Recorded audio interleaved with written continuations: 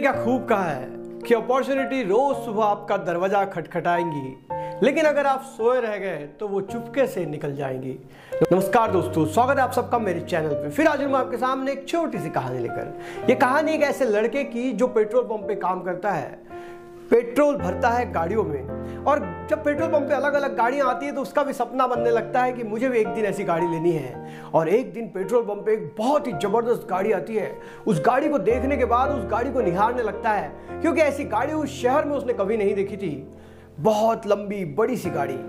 और वो गाड़ी को निहारते निहारते गाड़ी के सीट पर बैठे व्यक्ति से पूछता है कि सर ये गाड़ी कितने की है।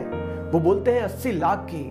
उसके मुंह से शब्द भी नहीं निकलते, आप कैसे कैसे लेते हैं। तो वो गाड़ी का मालिक कहता है कि ये गाड़ी तुम भी ले सकते हो, क्या तुम्हें भी ऐसी गाड़ी चाहिए?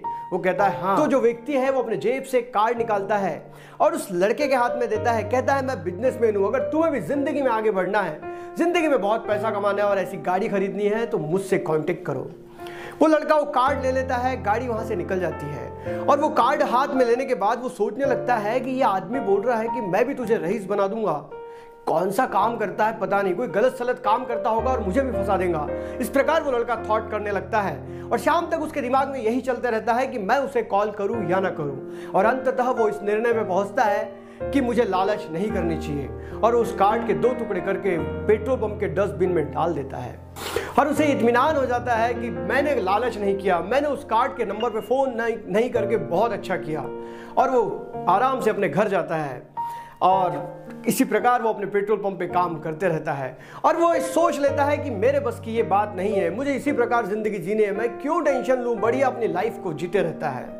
और इस प्रकार 1 साल 2 साल हर दिन गाड़ियां आती है, उसका वो सपना वैसे ही रहता है, लेकिन वो अपने उस सपने के लिए कुछ कर नहीं पाता।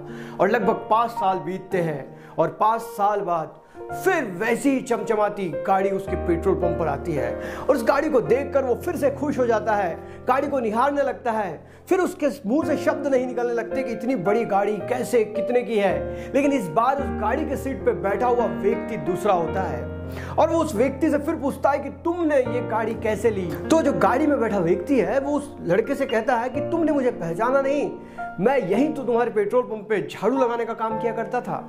आज से 5 साल पहले ऐसे ही गाड़ी में एक व्यक्ति यहाँ आया था जिसने तुम्हें एक कार्ड दिया था और तुमने उस कार्ड को डस्टबिन में फेंक दिया था। मैंने उसी कार्ड को उठाया और उस नंबर पे कॉल किया, और जिस व्यक्ति का वो कार्ड था उस व्यक्ति से मिला। वो बहुत बड़े बिजनेसमैन थे, उन्होंने मुझे अपने पास काम दिया और धीरे धीरे बिजनेस की स्किल सिखाई। और देखते ही देखते आज मैं इतना बड़ा आदमी बन चुका हूँ। अभी 2 दिन पहले ही तो मैंने ये गाड़ी खरीदी है। मेरे स्किल से खुश होकर उन्होंने मुझे अच्छा प्रमोशन भी दे दिया है। ये सब पेट्रोल पंप पे काम करने वाला लड़का सुनते रहता है। और वो गाड़ी वाला लड़का उस पेट्रोल पंप वाले लड़के से कहता है अगर उस कार्ड के नंबर पे तुमने फोन किया होता तो आज इस जगह तुम होते। तुम्हारे पास अपॉर्चुनिटी आई थी लेकिन तुमने उसको भुना नहीं सके, और मेरे पास अपॉर्चुनिटी नहीं आई थी लेकिन मैंने उस कार्ड के ऊपर ध्यान देकर उस बिजनेसमैन से कांटेक्ट जरूर किया और आज मैं यहां पर हूं। दोस्तों छोटी सी कहानी, लेकिन एक कहानी हमें बताने की कोशिश कर रही है कि जिंदगी में बहुत बार जब हमारे पास अपॉर्चुनिटी आती है लेकिन हम उस अपॉर्चुनिटी को कभी एक्सेप्ट नहीं करते। हम ये सोचते हैं कि ये मुझसे हो पाएगा या नहीं हो पाएगा, और इसीलिए हम अपनी जिंदगी में कुछ कर नहीं पाते। जो व्यक्ति मौके पे चौका लगा देता है वही विनर कहलाता है। इसलिए जिंदगी में अगर आगे बढ़ना चाहते हो तो आने वाली अपॉर्चुनिटी को उसी समय कैच करना सीखो जब वो तुम्हारे पास आई है। अगर तुम उस वक्त मौका चूक गए तो अपनी जिंदगी भर पछताने के अलावा आपके पास कुछ नहीं बच जाता। दोस्तों अगर ये कहानी अच्छी लगी तो वीडियो को लाइक करें। मैं इस चैनल पे ऐसे ही कहानियां लाता रहूंगा। तब तक के लिए जय हिंद, वंदे मातरम।